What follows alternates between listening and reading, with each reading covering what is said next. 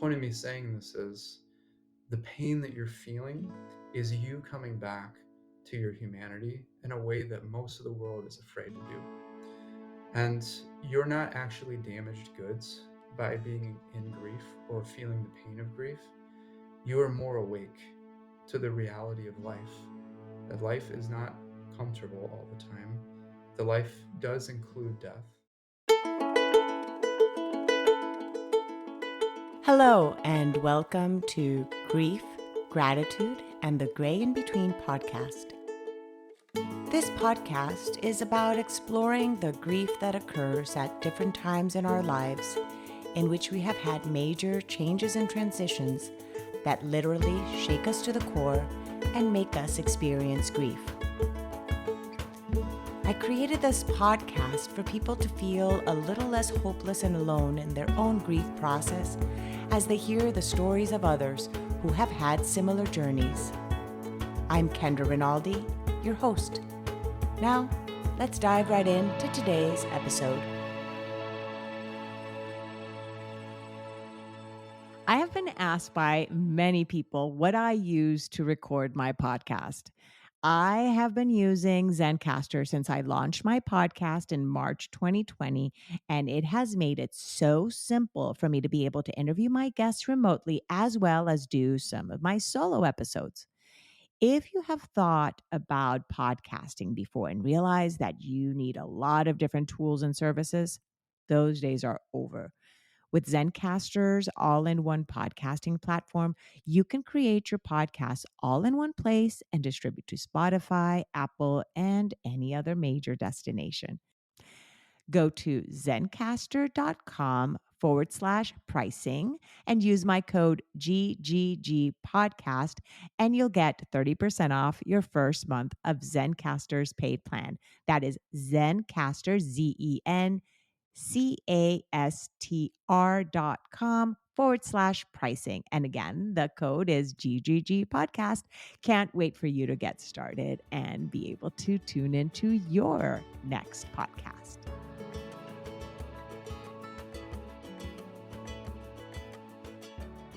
On today's episode, I am chatting with Nathan Peterson. He's a singer, songwriter, speaker, and author.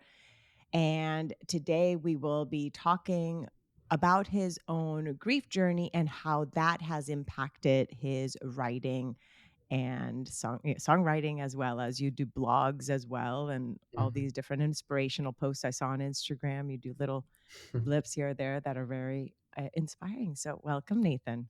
Thank you. Thank you. Nice to be on your show. So Nathan, tell us, where do you live and where did you grow up? Yes, I live right now in Chicago, and I was actually born here. But my dad was in the army, so I lived a little bit of time in Colorado and a little bit of time in Germany as a younger child, and then spent a lot of my life, my teenage years, in DeKalb, Illinois, which is out in the cornfields, about probably an hour and a half west of Chicago. Now I'm in Chicago. Yeah. Now you're in Chicago. Okay. Yeah. So Nathan, tell us about your family life. You said you grew up kind of traveling. So now you are a father. Share more about that personal journey first.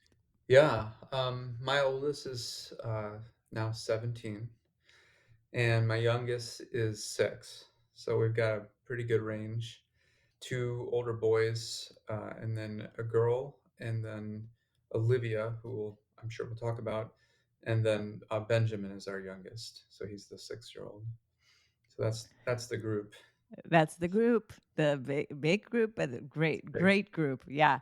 It's interesting because it's like I always think when we now I have two, and I have almost a 17-year-old and then and a 15-year-old. But anytime I see, I didn't grow up in this country. I grew up in Colombia. And so as I was Mhm. mentioning to you, I'm the eldest of four. Four, that didn't sound like a lot. Once I became a mom, two for me was a lot. So when I hear Two now, is a lot. here in the States, at least, just because I don't have any help or anything like that. So now Yeah. I'm like, oh my gosh, how do people do it? But yet that's how I grew up. so, Yeah. so I love being part of a big family, and I'm sure your Yeah. kids Love that as well. So Yeah, let's sometimes, yeah. yeah, sometimes. So what's been your journey then as a singer-songwriter? When did you start doing this as your is it your profession with Yeah. authoring? Tell us about your Yeah, journey as a singer-songwriter. it's like a conglomeration now of all of it, but, started off as a singer-songwriter out of college.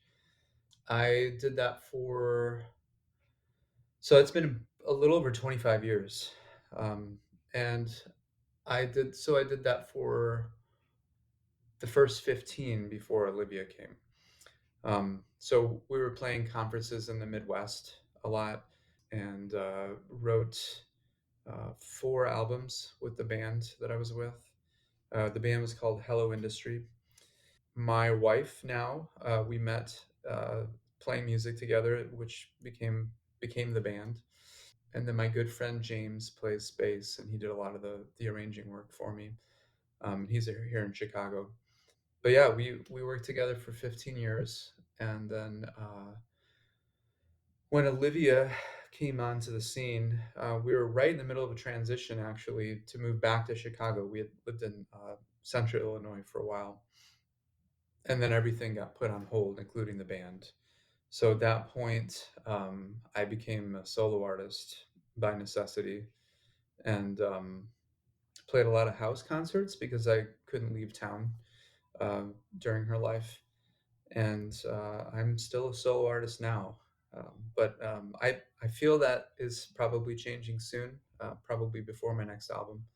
But I recorded 2 albums as a solo artist during Olivia's life, and then as part of my processing, I wrote a couple of books as well. And the 2 albums and the 2 books match each other. So there's an album and a book called So Am I, and I wrote those together during Olivia's life. And then Dance Again is the name of the second album, the second book, and I wrote those during like the first year after her passing. And then I've written a couple albums since that I haven't recorded yet. Um, yeah, I wanna ask you since I don't know what were the circumstances and how old was Olivia when she died? So she being that you stayed home, she born with a medical condition that made you kind of be home then during that period of time? I'm yeah, getting that from what your story is. yeah. Um, so probably halfway through term with Olivia, we there were some concerns, and it turned out that they confirmed that she had a genetic condition called trisomy 18, which usually means that they won't survive birth, but sometimes they do. And so we were prepared to say goodbye in the delivery room. So that was as far as we knew, our experience of our fourth child was going to be sonograms, and then a big goodbye. And So we're ready for that. And when she came, um, she was born. It was an emergency C-section, so it didn't feel like things were going well. Um, and so we're really surprised that she actually survived the birth.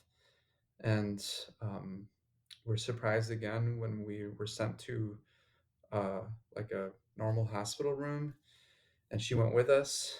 And But the whole time, like even in that first day, she had these spells where we all, including the doctor, like everybody thought that like this was it, she was dying, and she stopped breathing.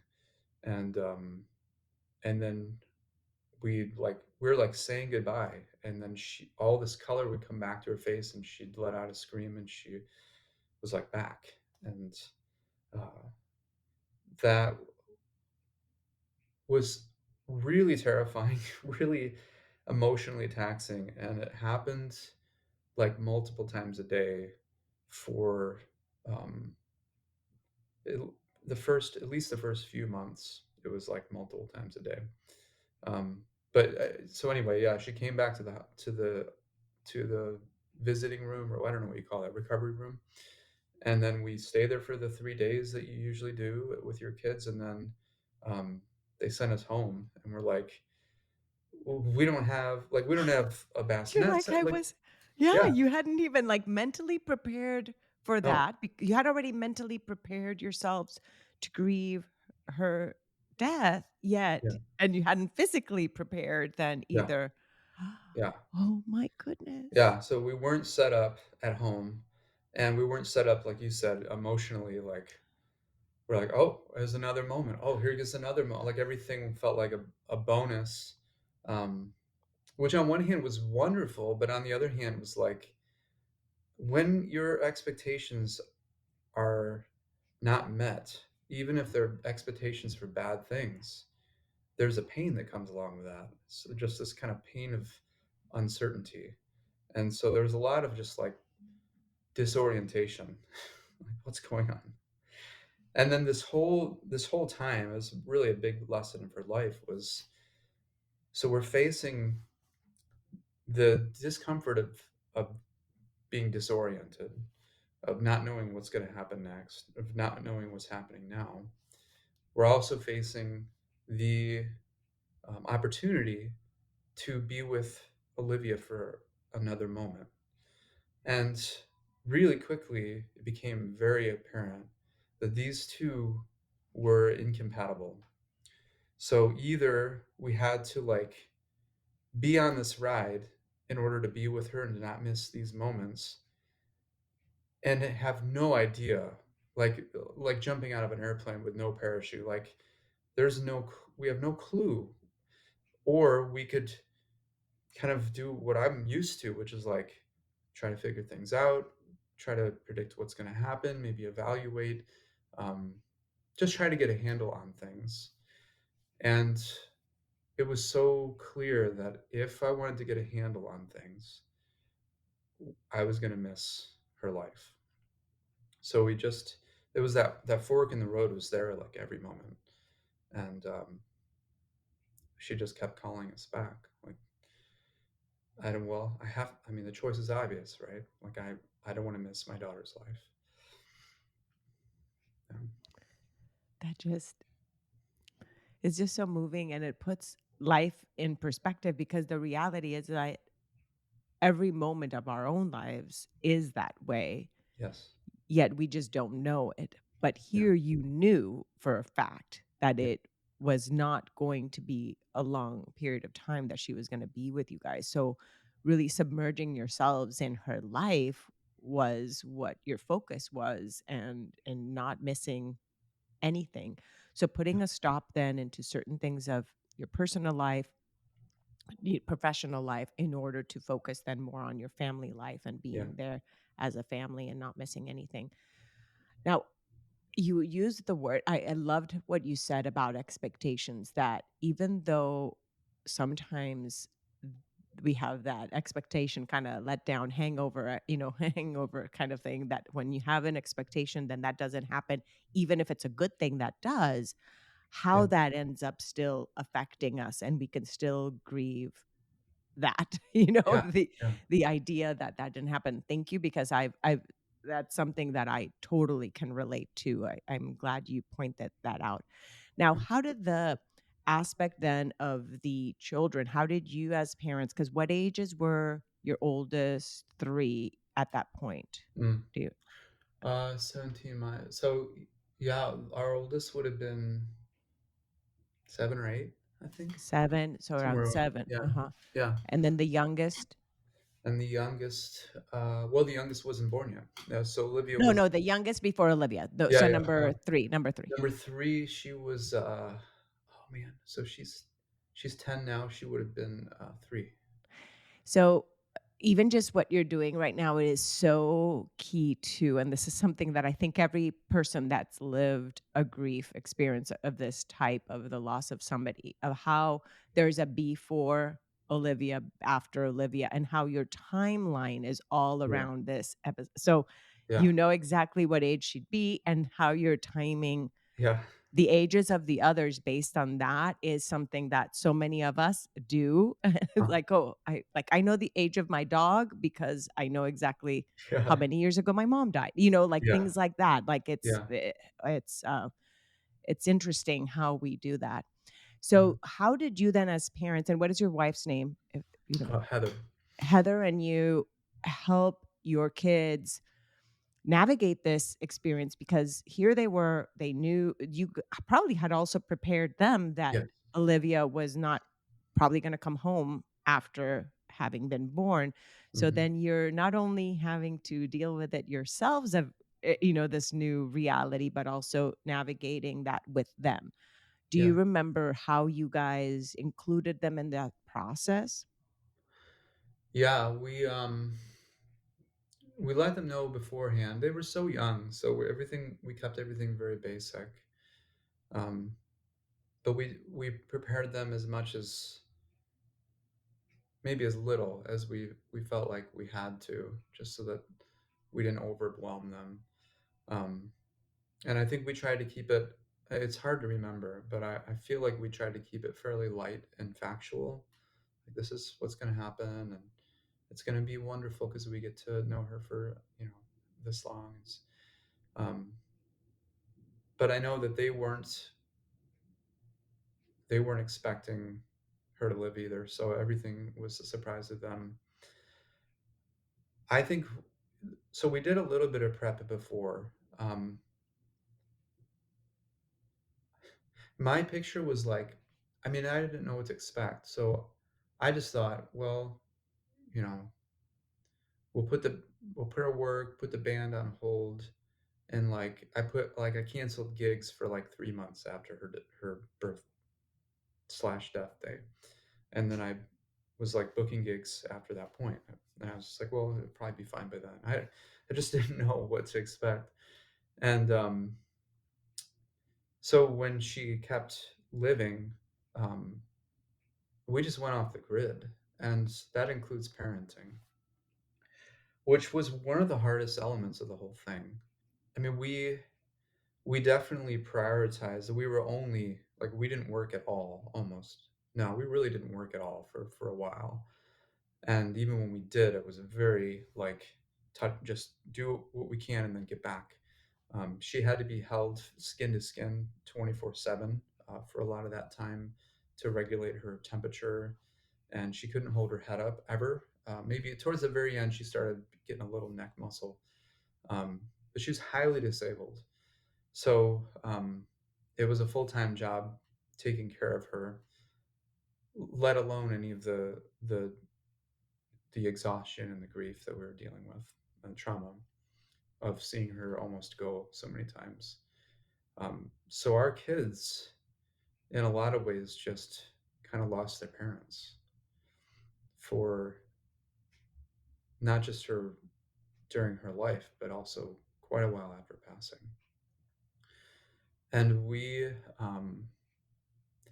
I mean, we did a lot of things with them, but we were also in a lot of pain.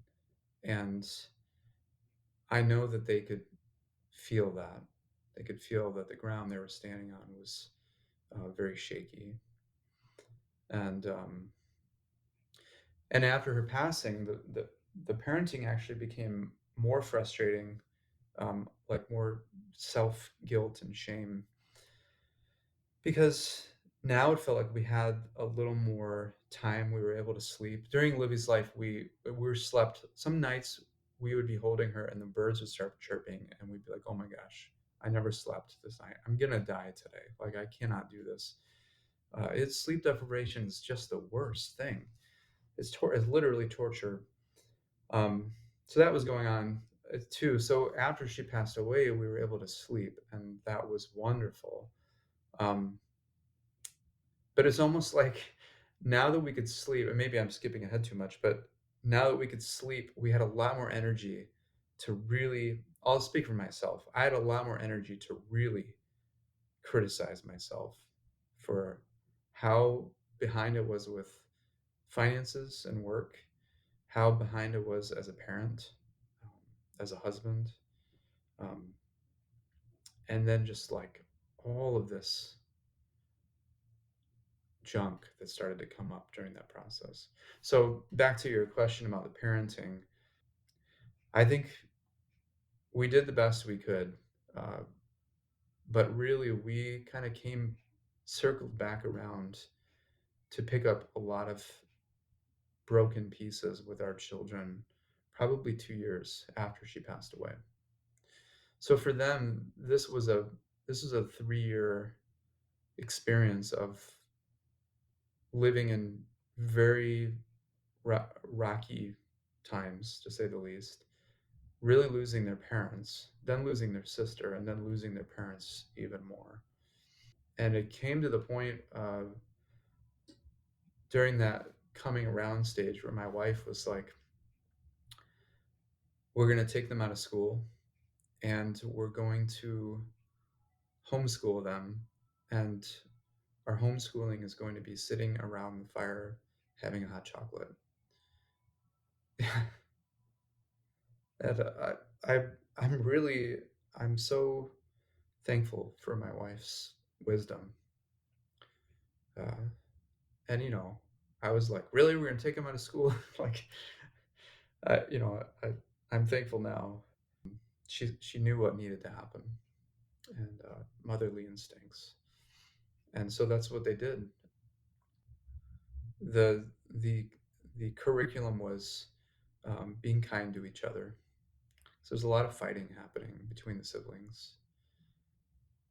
It was really beautiful, and interestingly enough, 2 months, I think, a matter of months after she made that decision and pulled him out, COVID hit. So it actually was kind of nice that she made that decision before it was made for us.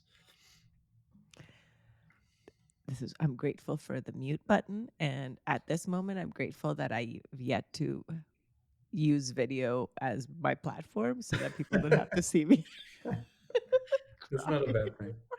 It isn't a bad thing, as actually one of your songs, Cry, I Yeah, that I heard is just so beautiful. Sometimes that is the only way, is just to allow it to just flow out. So thank you.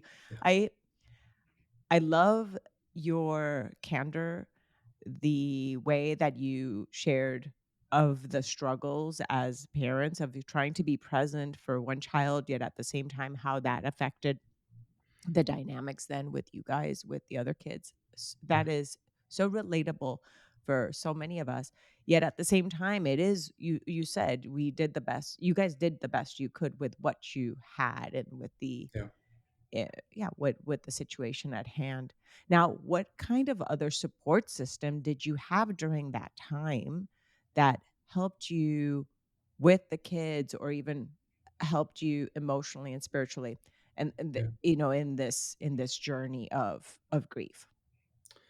Yeah, we had really, really good friends who came and they mopped our floors and took our dirty laundry and then came back later with clean laundry. They One of them came at 4 in the morning, our first night with Olivia in the hospital. Um, we were, we were like, we felt like we were in hell. There was just so much fear, and we hadn't slept for so long. And she busted in the room and just took Olivia and held her, and then held my wife in her other arm. And both of us, that's the last thing I remember. We both just passed out and slept, and she held Olivia for the night. And we had a couple of other friends who came, and their job was to hold Olivia for a few hours so we could sleep. They were ever present during that whole thing. So the majority were, a lot of your friends were your support system during that time, helping you out with her Yeah, primarily. yes, and definitely our parents too. Heather's were a few hours away at that point, and Mhm. mine were in the same town, so mine were able to come a lot faster and more frequently. But both sets of parents were also there a lot. My mom was helping a ton, take the other kids and just take them out for the day, that kind of thing. But that was hard too because the parents were they're grieving, watching their granddaughter also watching their children, Mhm. and there was some points where I was talking to my mom. She was feeling pain, and all I could think was, I can't support you right now. And and I said it, and she was like, that hurt her because she's like, I'm not asking you to support me, but she's also like in a lot of pain, and I just naturally wanted to be supportive, and I didn't have anything, and so there's a lot of hurting people trying Mhm. to care for each other with nothing, no tools. Uh, and with nothing to give almost because you're just Yeah, depleted energetically as well. yeah. So, talking about tools, what were some of these tools you used after Olivia's passing in terms of grieving, mourning? What were some of these things? I know songwriting was one of these tools. You did it during her, Hmm.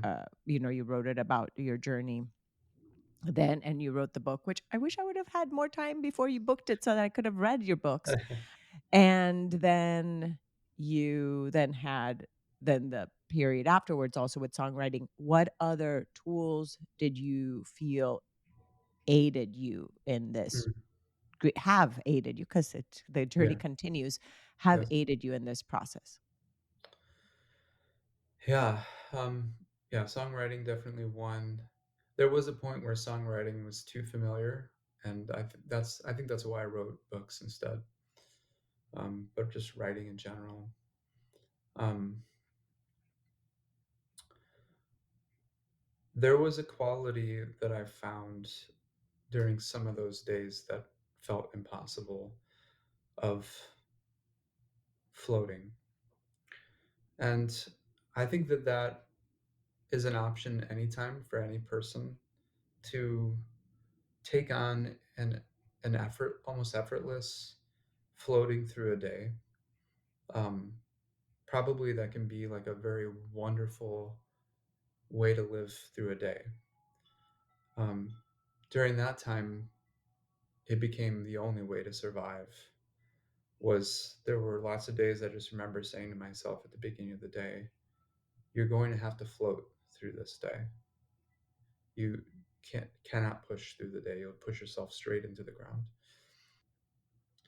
And so there was a permission, I think, that was really important to give to myself to not have to accomplish anything or exert effort, but to just be. And it was a beautiful lesson for me because I was doing that for Olivia every day. Like, she didn't have the ability to hold her head up or to do anything, and we didn't know, is she going to live 15 years, is she going to live 30 years, is she, is today the day? So she may live this long life. Is she less valuable? No, of course not. Like, she's perfect. What does she have to offer?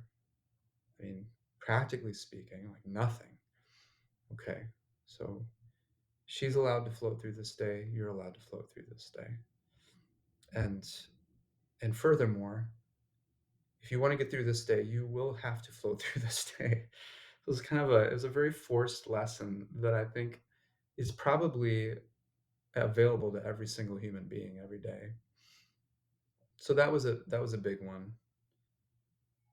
Yoga, I did yoga every morning. I'd always done yoga, but it became a really important way to give my body space to move and to expand, um, under a lot of pressure and tension. And I would always do it with my at the time 3-year-old daughter. So we do yoga together, and usually Livy was laying on her back there as well. Um, so that was a daily thing that was helpful. Um, Another really big tool for me that is still actually one that I'm teaching quite a bit now, is around breathing. And I think the breathing really goes a lot with floating. But because I'm a singer, I've studied a lot of different voice practices, which are always rooted in breathing because breath carries the voice. And so I've studied breath a lot. But I've always studied it in. I had always studied it as a means of making me better at my career, and I started to really learn that what I was I was kind of reframing what I had already learned about breath. I knew as a singer that babies are really good at breathing, and they're born able to breathe these deep, full body belly breaths, and they can cry 24 hours a day, and they don't lose their voice. And there's this functionality that babies are just born with, and that somehow as adults, like, as a singer, I can lose my voice after an hour of moderate singing. Like, what's going on? Is it because I'm using my voice, or is it because of the way that I use my voice? And it really comes down to breathing. Um, so anyway, I've spent a lot of time learning about how the more that we let go of our breath, the more we start to return to an autonomic breathing, which is how babies just know how to breathe. And what I've learned is that there's something that we add to ourselves over time, the course of our lives, that changes our breathing pattern. And the breathing is really just showing an internal shift that happens for us. It's it's a sign of layers that we put on ourselves. So over the course of our lives, for whatever reason, and babies don't have these layers, but I have these layers. And when we start to pull those layers of control and pressure off of ourselves, um, first it feels like we might die. Like, I've led these explorations of breathing where we let go of our breathing, and it feels like you might suffocate if you don't decide to breathe. And what ends up happening is you wait just another second, and the breath rushes in. And the more that you let go, the more the breathing happens for you instead of being a task that you have to do. And the quality of breathing that happens when you are breathed rather than you breathing is a completely different quality of breath that is it literally massages your organs. It it it heals your body. What I've learned over the this last decade is it also heals your soul. So this idea of letting go in order to actually be taken care of and be carried and be supported really became maybe my most important tool during Libby's life, and definitely during the grieving process afterwards. Just the visual itself of when you use the word floating, just I see that in the aspect of, like, you're out in the ocean and you in the middle of the ocean, there's and you know you will not be able to get to the shore with the energy you have in that moment. Yeah, You doing this, right? This paddling like it's going you're going to die. Right? If yeah, you're in the middle of the ocean and you can it is like you said, it is best to just float, yeah, right? And yeah, just open your arms, lay there and just allow yourself. So as you were saying that, it just makes so much sense that we do that in our life and just let it just carry us. I use the word flow a lot, but I had never used the word float. And you just said it, and it's so perfect to just float through our lives. And in that same moment, the aspect of breath makes so much sense.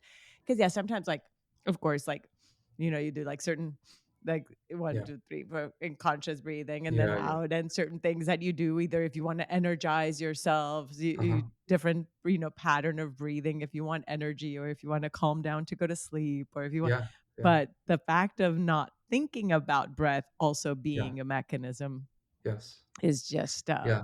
brilliant. Yeah, the breath work, I've done a ton of that stuff, and I value it quite a bit.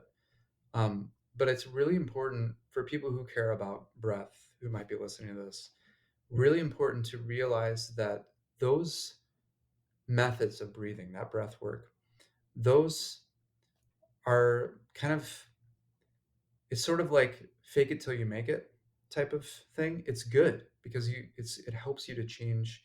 It like lets your body know I want to be positive or I want to be restful.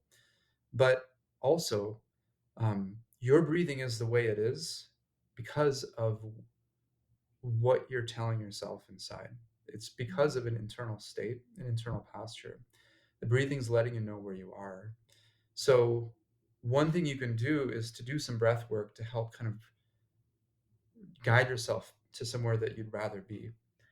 But also, you don't want to ignore the child inside who's saying, hey, this is where I am. And sometimes we can use breath work or self help techniques, there's a million of them, to sort of force ourselves into a posture that we want to be in. And that's sort of like forcing yourself into a yoga posture. The point of doing a forward bend is not to see how far you can bend forward. The point of doing a forward bend is to put yourself in a position that helps you to feel how much you're holding on and then to practice letting go. And I think in the same way with breathing, realizing that my breath is very shallow is useful information for me to just be with for a while. Um, anyway, yeah. No, you said something I'd never again, another thing I'd never thought of because it's when somebody's anxious, like I've heard this description of excitement and anxiety. Like the only difference between those two is the breath, like just a Mm, little bit of the pattern of the mm, breath that changes how when you're feeling anxious to when you're feeling yeah, excited. It's yeah, just yeah, like a little bit of a pattern. Now, in what you're saying with not necessarily changing it right away, but acknowledging it is not much different than the emotions themselves that come up in grief, that we don't yeah, have to push them down. They're coming out yes, for a reason, right? So when yeah, you're saying of when our breath pattern is a certain way because of however our emotions are, by trying to change it in that moment, it's as if you're not honoring the emotions you're feeling. And yeah, that makes absolute sense for yeah, me as why you said it. Thank you for that gift and that too, at least to me and to the audience if by yeah, chance they had not thought of breath that way.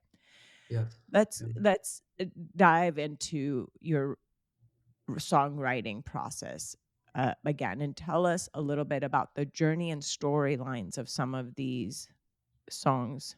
The So Am I, and mm, then Dance Again, and then I know you have the other one, Rest in You, that also mhm, has to do with her too, right? With yeah, Olivia?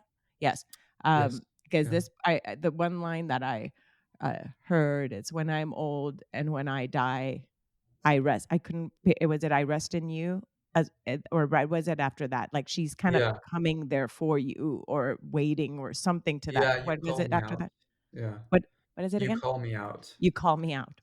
Yeah, And then the, cry, that one regarding just the emotions of that show up in your day to day when you're having memories of her or things that you feel she's around or hearing. So, yeah, take us on that journey of songwriting and grief. yeah. So most of my albums before So Am I, which was the one I wrote during Olivia's life, were about life, and a lot of them are about identity, but they've always been just about what I'm trying to figure out in life. Um, so for me, it was natural for these albums to be the So Am I albums, really about trying to be alive and be present when things are highly uncertain. And the second album, Dance Again, was about trying to be alive when during grief. So those two albums in a row, the songs are chronological. So I wrote them and recorded them one at a time from when Livy was born until about a year after she passed away.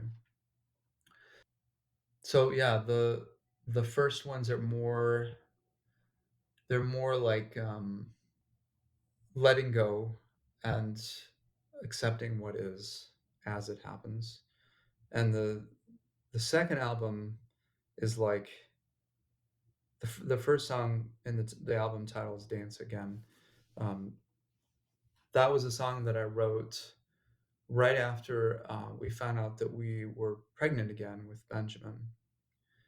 And I felt so guilty for being angry that we were pregnant again.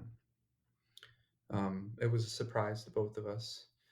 And I felt like I didn't want any more babies.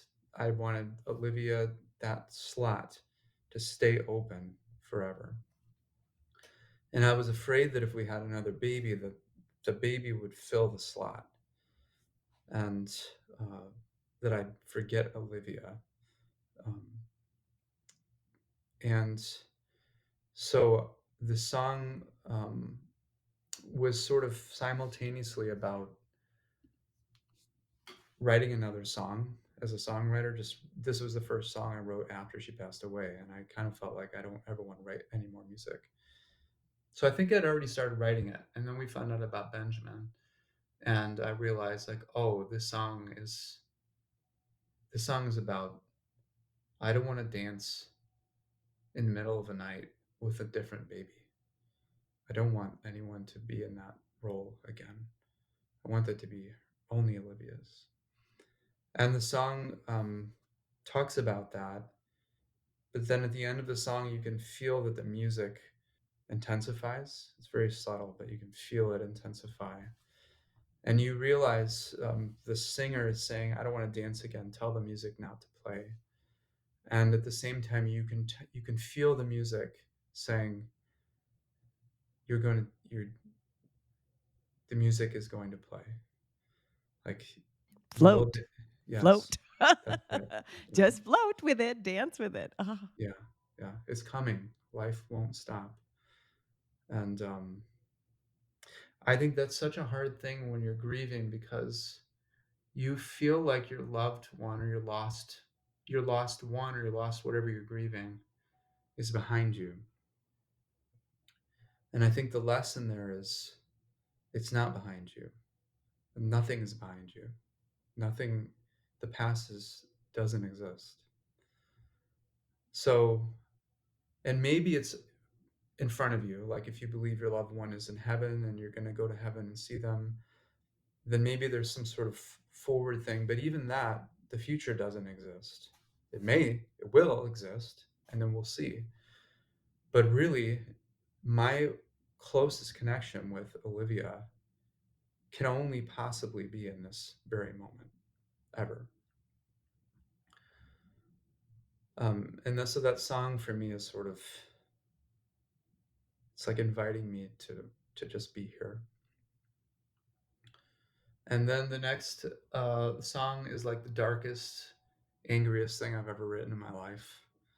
I felt guilty all the way through writing it. I wrote it in one day, actually on a What is walk. that one? What is that one titled? It's called "Is It a Sin?" Okay, I have to find that one. Okay. It's messed up. It's a messed up song. I've never. That's the only messed up song I've ever. Yeah, but it's part of the journey, so Yeah, go ahead. yeah, yeah. I was on a walk, and I was a friend of mine was actually saying, what are you doing with your anger? And I was like, I don't feel any anger. Like she wasn't supposed to live as long as she did. She lived much longer. Like I don't. It's just what happened. I don't feel any anger, towards God or towards life or anyone.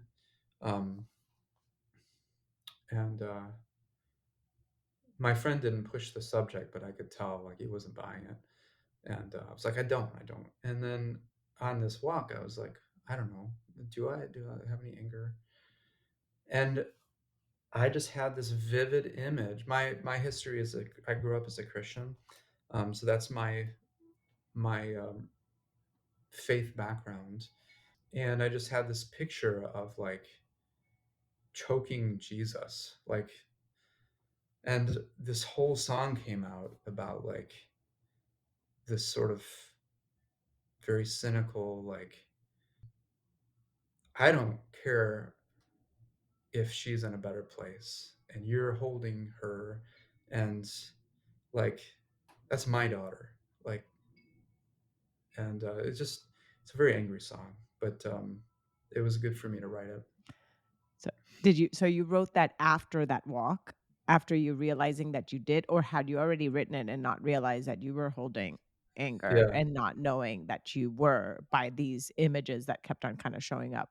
it was more that, yeah. Yeah. By the time I got home, the song was pretty much written, and Mhm. I just had to scramble to get it written down, Mhm.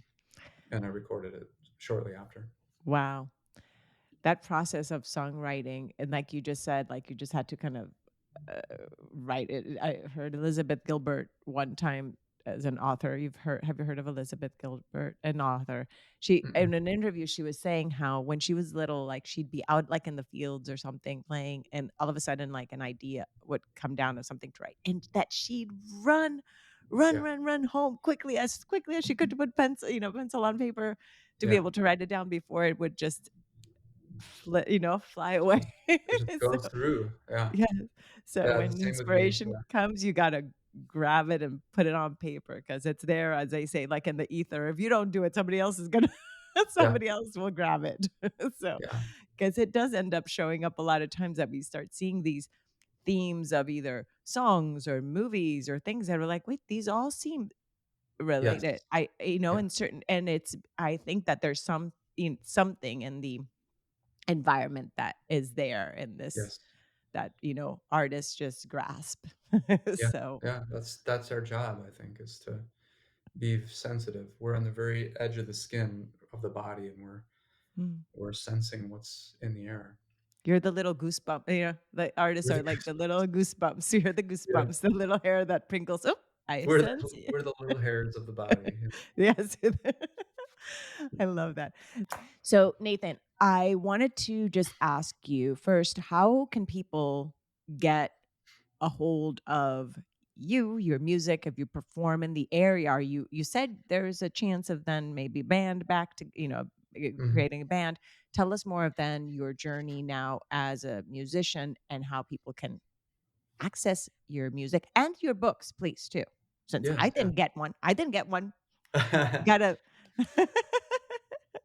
Yeah, I'll send you one. I'll send you both of them. Yeah, so all my albums are on Spotify and everywhere, all the places.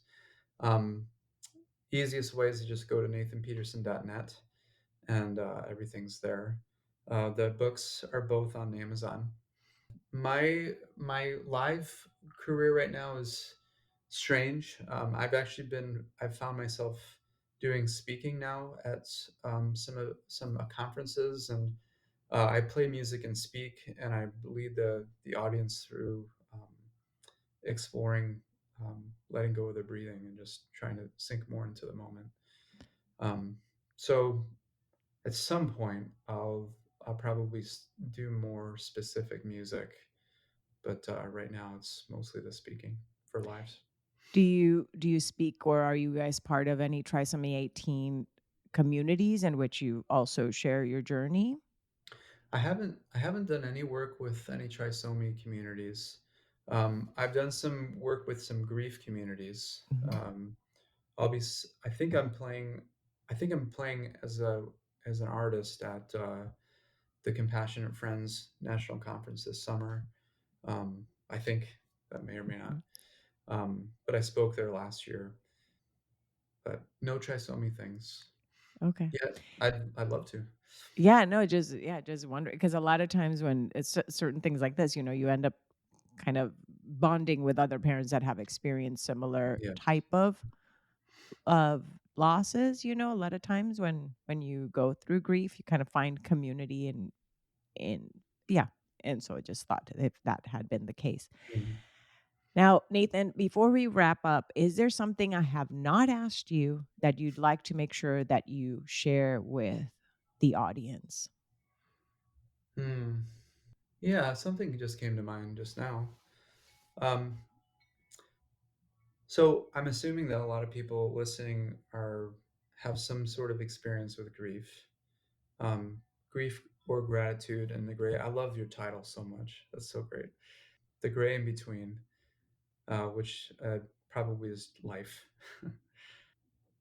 So in the grief, my experience so far with books and going to some conferences, um, there can be a mentality around grief to treat it like a almost like a disease or a disability. And I just want to say to anyone who is um, considering themselves in grief in some way, which probably all of us have some grief to do. One, if you're experiencing grief that seems to have nothing to do with the thing you lost, um, I think that's very normal. Um, if you're experiencing emotions that seem unrelated, I think that's very normal because I think that what's really happening when we experience grief is not just about what we had lost, um, the thing that we're picturing right now that we lost. I think that something that really hurts about grief is losing our, how can I say it? Losing our sense that um, losing our sense of control. And we all know we can let go of things that are important to us whenever we want to, and maybe we should. But when something's taken from us, uh, not of our own volition, there's a pain that comes along with that that is really hard to take. And that pain is the feeling of growth. Um, we're learning that the thing that we thought we had, we really never had it. We never really possessed it. I enjoyed Olivia while she was here, but I couldn't keep her here. And I can't keep my wife here. I can't keep my own self here. I can't keep anything. Um, and that frees me to enjoy it while I have it. But the point of me saying this isn't to give a lecture on you shouldn't feel the way you feel. The point of me saying this is the pain that you're feeling is you coming back to your humanity in a way that most of the world is afraid to do. And you're not actually damaged goods by being in grief or feeling the pain of grief. You are more awake to the reality of life, that life is not comfortable all the time. The life does include death. And most of the world who we are tempted to picture as more functional, the world that we hope to someday maybe step back into as functional people as well, is actually less functional. They've just developed a system around not having to feel what you might be feeling right now. But at some point in their life, COVID could be a good example, a small version or a large version of that. Um, at some point, we all face our humanity, hopefully. And you're actually you're a forerunner. You're more connected to yourself in a way that the rest of the world, I think, really longs to be connected as well. So all that to say, you're allowed to let go of the pressure to re-enter functional society and to just be where you are. And to accept your breath as it is, to accept your emotions as they are, to Yeah. observe them and to, yeah, hold space for them. Thank you so much, Nathan. This was a journey. You took me on a journey here, emotional one that was amazing, even if there were tears, because I was present. And I'm grateful for that. So thank you again, Nathan. And again, this Thank was you. Nathan Peterson. And you can find his link on the show notes so that you can access not only his music, but also wherever it is he may be presenting or doing meditation retreats or Who knows? breathing retreats or yoga retreats, or who Yeah. knows what the journey holds for you. So thank you again, Nathan, and thanks for sharing Olivia with us and your journey.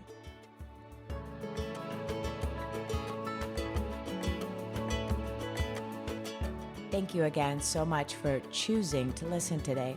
I hope that you can take away a few nuggets from today's episode that can bring you comfort in your times of grief. If so, it would mean so much to me if you would rate and comment on this episode.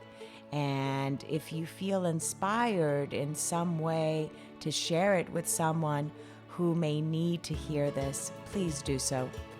Also, if you or someone you know has a story of grief and gratitude that should be shared so that others can be inspired as well, please reach out to me. And thanks once again for tuning in to Grief, Gratitude, and the Gray in Between podcast. Have a beautiful day.